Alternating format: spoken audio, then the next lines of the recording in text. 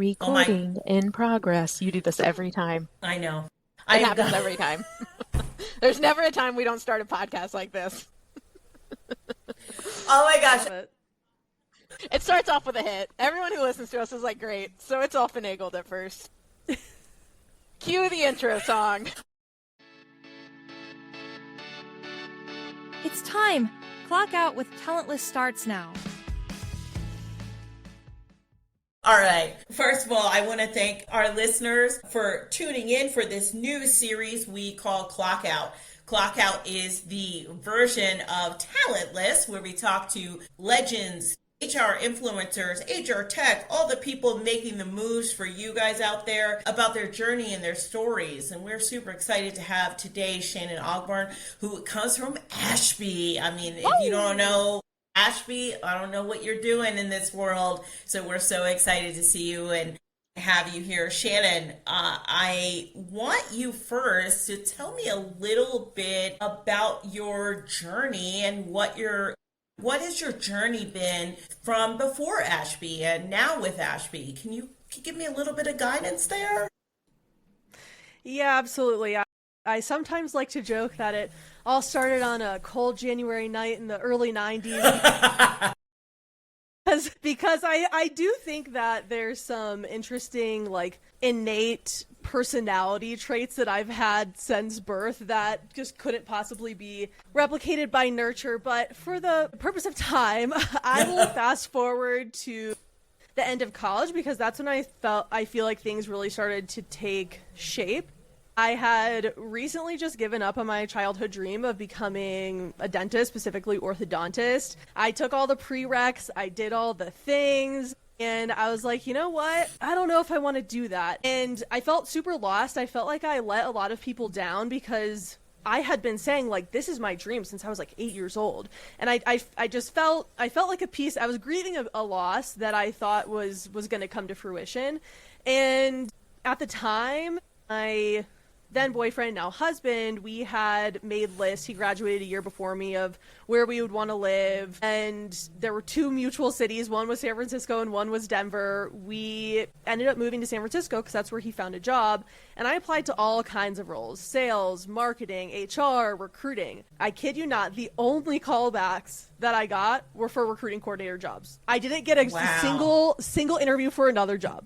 And I sort of took that as an initial sign to the universe to jump in. And I wouldn't call myself a religious person. I would call myself more of a spiritual person. And I just said, you know what, there's some push and pull happening here, that this is where I was originally intended to be. And that's when I accepted my first job at StumbleUpon. Some of the millennial folks who went through college with StumbleUpon on their, stumbling on their browsers might remember that. And I took that job. Wait, I have to stop you right now. I'm going to stop you right now because I want to know why, from a kid, you wanted to be a that was my dentist. What is happening there in your head as a little kid that you're like, I want to be in people's mouths? Like, how did that happen? Teeth. Yeah, that's exciting though. Like, I've never had the passion, but like, what brought you the passion, and then what made it change? Yeah.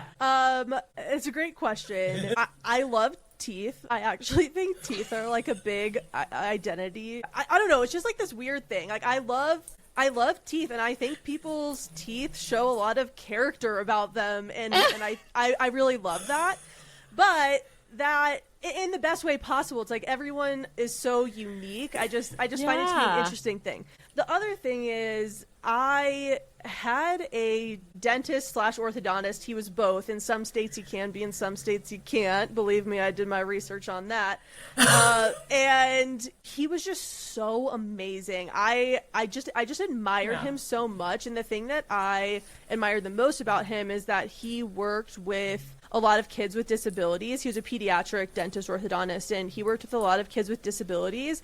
And I just saw the way that he navigated that, the relief that it provided to families, that they were getting someone who really cared about their kid and was taking every step to make them comfortable. Kids who would normally do really poorly in those settings. Obviously, it's already overwhelming. Like, it's not particularly painless in some cases. And so I just really admired him, and that's kind of the reason behind. Yeah, I mean, behind we talk about leadership, and we talked about mentors and how we get into things, and we like kind of have that guiding course. Someone is usually in the background saying this is a cool thing to do. I'm super excited that I just found that out about you. And by the way, it's going to be on every social post that you love teeth saying. But I would love to hear about, and I actually asked the right question, that connection between how you got to stumble upon to like Ashby,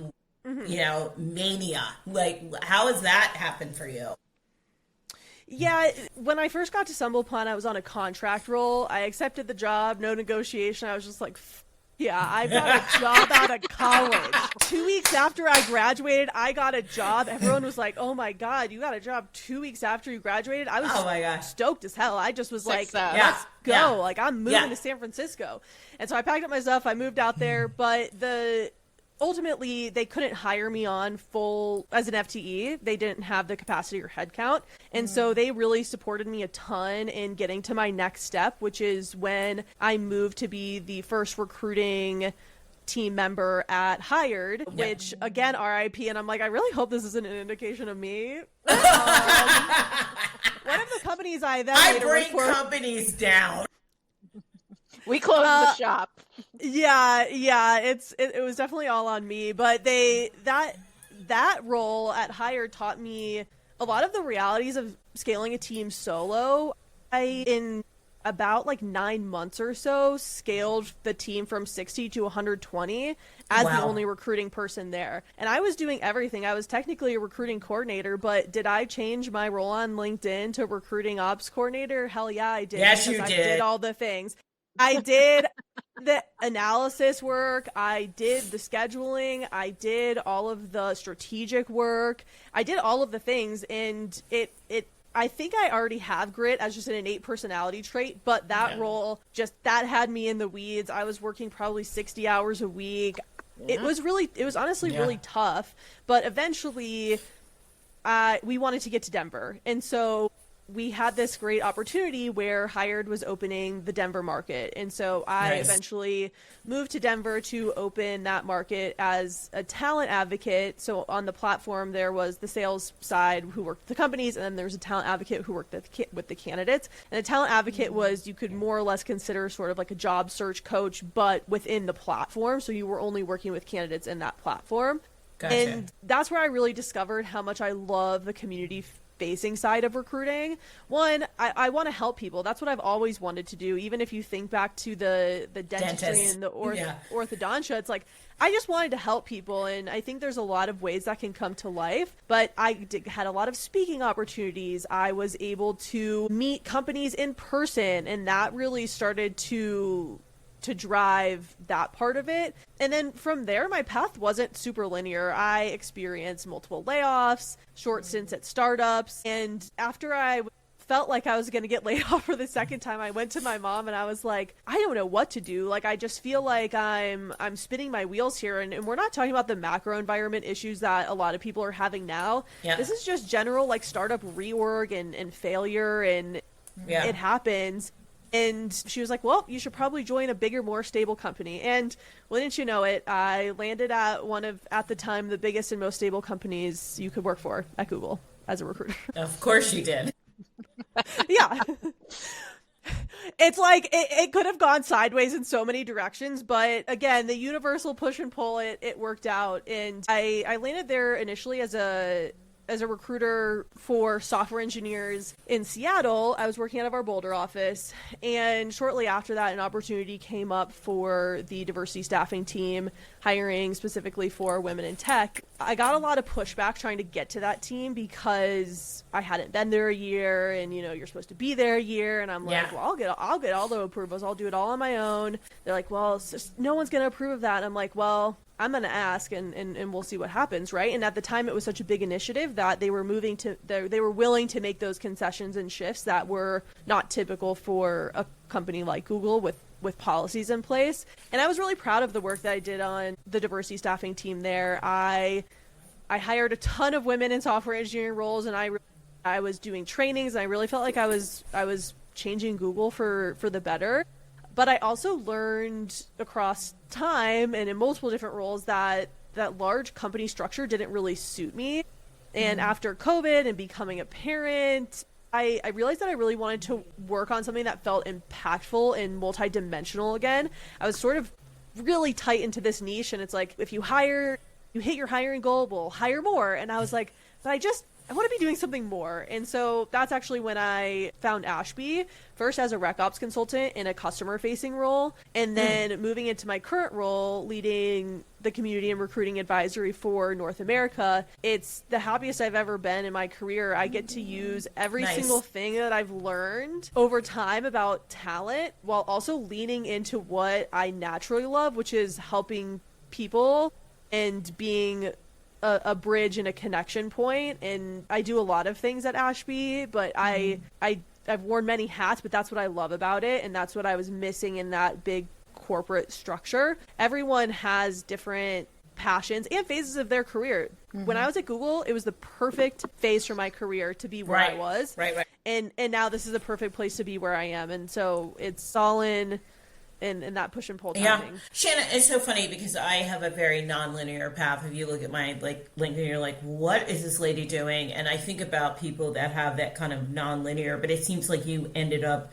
where you were supposed to be at the time for the phase that you were doing. And I believe in that. I believe that people have phases in their career and they end up where they're supposed to be at. As my wife always says, trust the universe. And I believe that to trust the universe. They're going to put you in the right seat, right?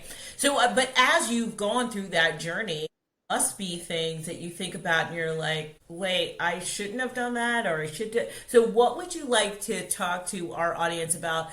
What would you warn them about as they start their journey? For sure. I think the first thing is that non-linear doesn't mean nonsensical. So just because my career journey hasn't been linear doesn't mean I'm confused. I'm not confused. I'm actually very sure. I'm very sure that I want to help people, and I'm very sure about the tangential pieces, the through lines that I can pull through when I'm storytelling about my own career. It's not random. It's very thoughtful.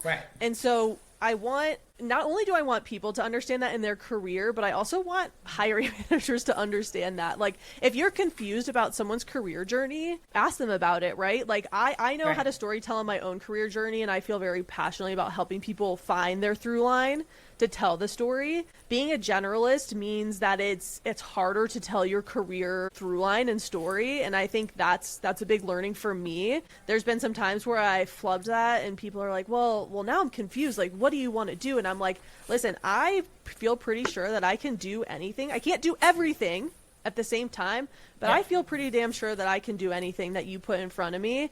And that's kind of the storytelling there. The other thing, and I think the most important thing I tell others, is this: you are always going to be your best advocate. Companies make decisions for business reasons, not oftentimes personal ones, although sometimes it becomes that if it's like a manager making a personal decision, but like companies, businesses, they don't make personal choices. They make business choices. And you can't expect anyone else to care more about your career than you do. And there's this sort of authenticity that comes with this. Like, Ashley, I know you and I have talked about this. I've been told at almost every job that I was too direct or maybe even too caring. Like, when people are like, I'm like, I don't understand when I was at Hired, for example, I'm like, I don't understand the promotion process. It seems really random. It seems like if we're going based off of performance, this person should have been promoted, but this person was promoted. I'm just trying to understand and also advocate for other people. And they're like, just don't care that much about what's going on around you. And I'm like, I think the sentiment was out of care, and I get that. It's a lot to take on as a highly sensitive, emotional person. But like I've been told so many times that I need to soften how I show up, and some of that I've taken, right? Like there's a certain reality. The pace of change in the world of business is fast, and that drives incredible complexity for the world of human resources. Welcome to the HR Data Labs podcast, a series of conversations with experts inside and outside the world of HR on how to innovate, measure, and evolve our practices. Our goal is to help provide you with practical examples of how HR has to change to meet the complexity of the business environment. Every week, we'll talk to new and different voices on all aspects of HR. And at times, we'll get irreverent. Silly, even. And sometimes geek out on the data and technology that underlie the processes that drive the world of HR. But the conversations are always insightful and fun. So please, enjoy the HR Data Labs podcast. True. To that. True. But for a long time, I saw those things as flaws, and I've gotten this since, I'm not even kidding, this is the back to early 90s January. I was going to say, here we go. Cold January night. But it's true. This has been something for me for my entire life. Yeah. As early me as too. kindergarten. And, Yeah. for a long time, I saw those as flaws. I was very insecure about it. I was very anxious about it. But now I recognize that those are exactly the traits that have made me successful. Feedback is useful. And I think that we should always try to ingest that in the best way that we can. But don't let anyone dim what makes you shine. The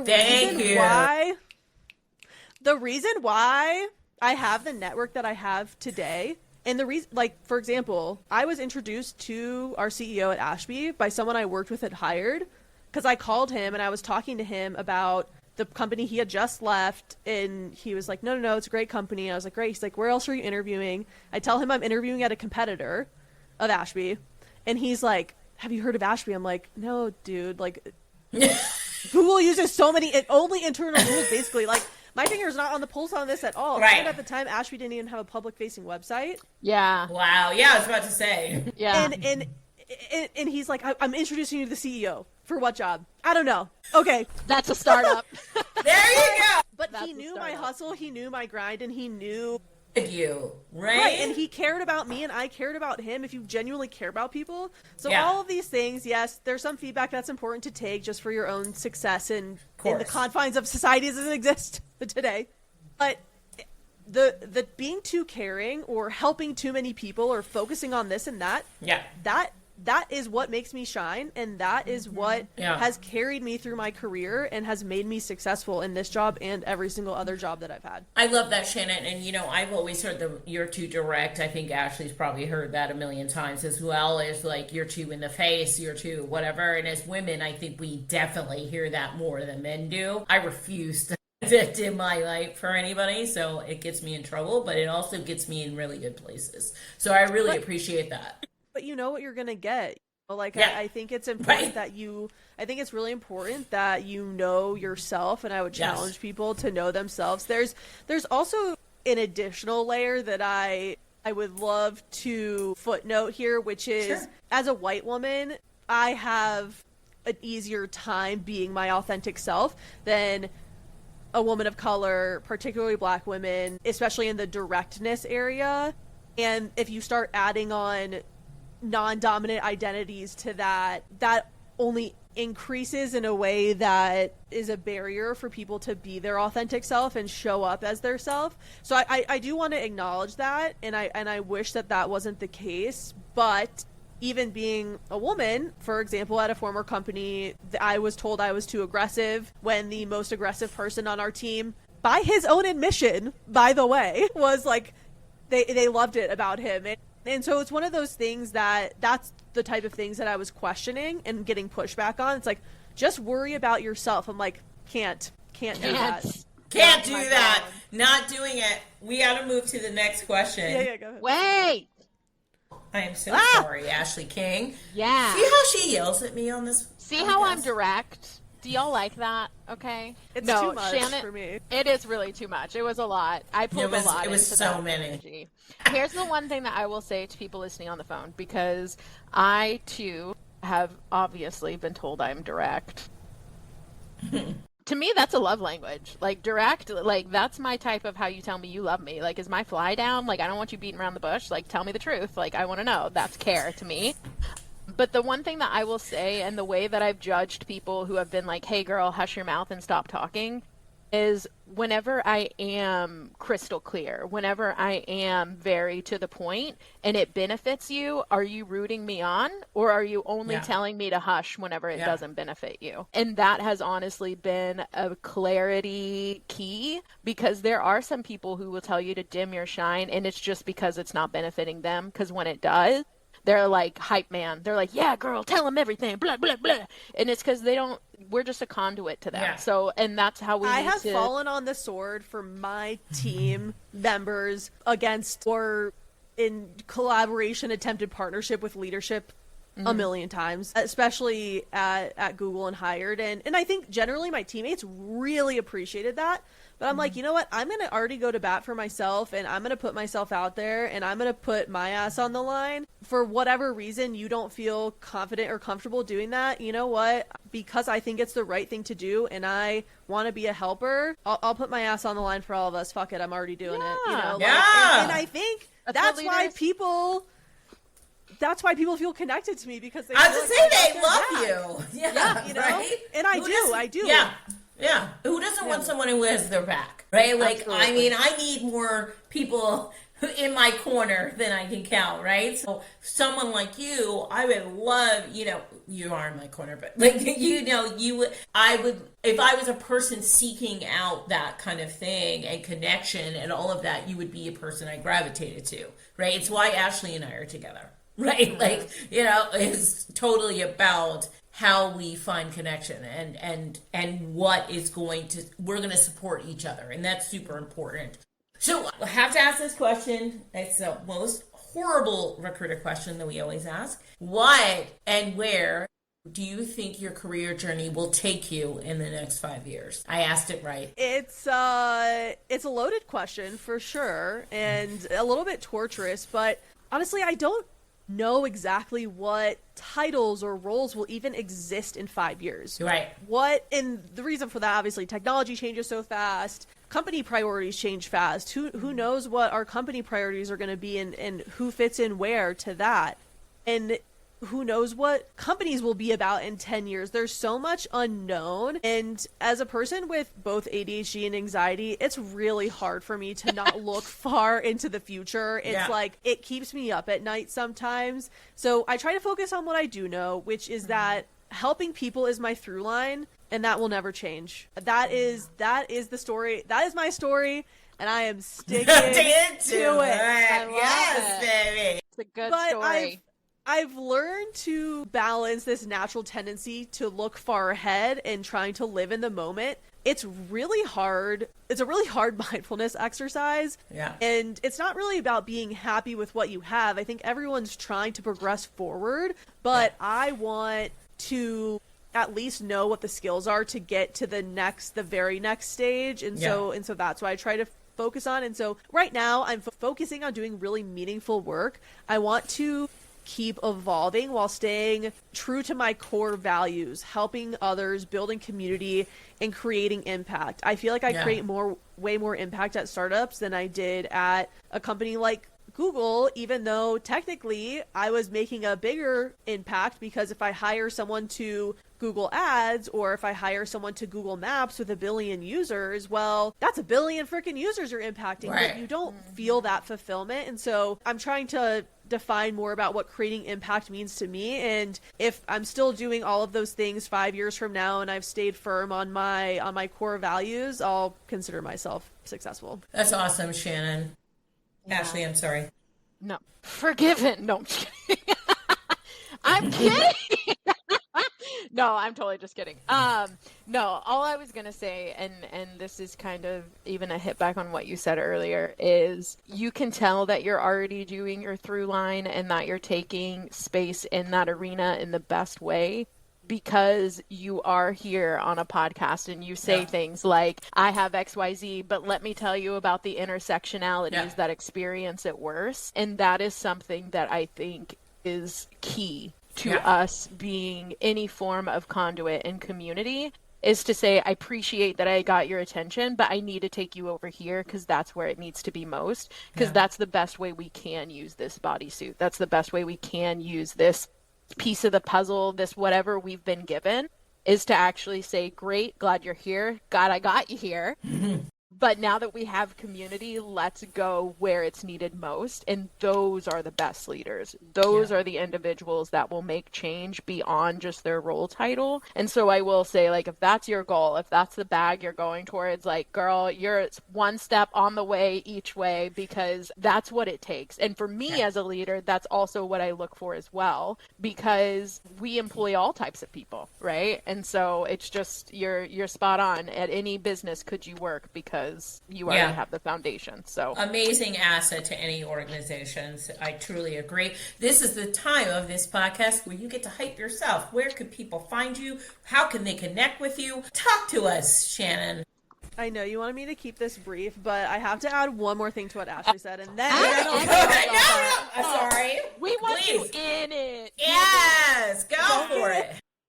Don't get a bunch of yappers on a podcast and then expect it to be brief. It's funny that you brought that up, Ashley. I think conscientiousness is such a big part of someone's success moving forward, especially as human skills actually start to supersede technical skills, because technology is going to allow us to do some things very quickly and easily and efficiently that we would never have been able to do before, unless you had a certain skill set. So my hot take on this all is, especially people who can work multi-generationally will be the most successful. Everyone's always talking about, like, well, you ruin this and you ruin that and you're making this up and you're messing this up. It's like the people who can, and there's a lot of layers to that in terms of identity, but the one that I think about most is multi-generational. Can you work with someone that is from the boomer generation? Can you work with a millennial? Can you work with Gen Z? Can you work beyond that? The people who can bridge those gaps across are going to be the most successful. I totally That is agree. my hot take, and I feel confident in it. No, and that's not even a hot take. To me, that is like how we should be, because there's more people in the workforce right now. If you can't figure out like how to do this thing that looks like, and ageism is one of my biggest things. I am the oldest person in the room most of the time. She's 12. I'm 50. Saying I'm in the Gen X. I'm like the end. Like I'm 50. Like I'm about to turn 51. Like it's true though. Ageism is definitely rampant, especially in tech. And even there's also people who are like, if I'm not in my 50s, I feel like they're counting me out. And obviously that's no way to go about things. So people who can work across all identities. As Ashley was talking identities, diversity, like we could just particularly across generations. Yes. If you can explain something in the way someone needs to be explained in one generation, at the top end and the bottom end, chef's kiss. Chef's kiss. It's a translation skill. And I will say at DEI Labs, Gintelligence is probably one of the most requested classes, just because we are in we have 5 different generations in the workforce right now. And it's not huge. Always in that. It's huge. Well, Shannon, do her hype session. Shannon, where can people find you and connect with you? Yes, I live, sleep, and breathe on LinkedIn. It's so sad that I doom scroll on LinkedIn. Like, what world are we in? But you can find me on LinkedIn, Shannon Ogborn. I try to respond to as many DMs as I can. I also try to do as many free resume reviews as I can every year. One, it kind of keeps me in the game, but also people need help, including recruiters, y'all. If you, I was about to say, can you review mine? Because mine sucks. Like, if someone is in talent and recruiting, send me your resume, because people they think that they're an expert, and they are experts, and they don't want to lean on people for help where they think they should be an expert. But everyone needs help sometimes. So I just want to put that out there. And otherwise, you can listen to the podcast I host, the Offer Accepted podcast by Ashby. Ashley has been a guest. It's all about unlocking the black box of talent, getting like really practical and tactical into influencing different programs and outcomes in your organization. So would love for folks to listen to that. And then you can also follow Ashby on LinkedIn, the company that I work for. I do a lot of stuff there as well. Yeah. I mean, listen, if you're in this space and you're not following Ashby, I again will say, I don't know what you're doing. I don't know why you're not listening to Shannon on Offer Accepted. Just a great podcast. And Obviously, Ashley has been on it as well, and just some real great information that goes through there, and I love to see it. So I want to thank you so much for being part of this crazy thing we call the Talentless podcast. And Shannon, we're going to have you back. Yeah. I think that we have a lot of deep dives to do with you, but thank you for being part of this and launching our Clockout series, which we will hear from more talent legends and HR influencers going forward. Thank you so much for listening, and goodbye. Bye. Bye. Thank you. Thank you.